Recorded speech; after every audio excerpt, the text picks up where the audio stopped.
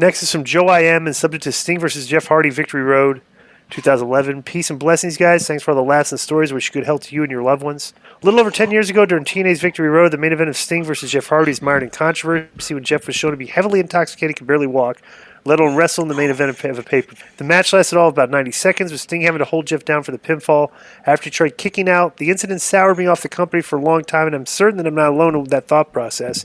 Surely any reputable company with competent leadership, hi Dixie, would have systems and procedures in place in order to make sure that something like this does not happen, especially in the main event of a pay-per-view. D.I. and Konnan, not sure if this has been talked about before on the show or not, but what was your thoughts and recollections of that event? I'm sure if you had context in the company, you had firsthand knowledge of what had happened that day.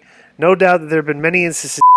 Long email. I'm going to go for have there been instances where people were no condition to wrestle? If you don't want to share names of said talent, I understand. Any inside info in this event will be humbly appreciated. Thanks for taking my question. All the best, Joe. I am from Los Angeles.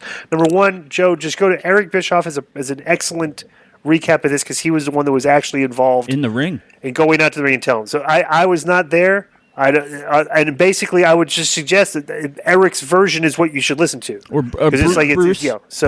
Bruce was at Gorilla too. Bruce has a story about it. I wasn't in the company then. I was actually in Mexico, and I don't remember much about this. I could, say, Go ahead, Joe. What I could say as a fan that being in and out as a fan around that time, I saw Sting and Jeff Hardy as a main event, and I went, oh.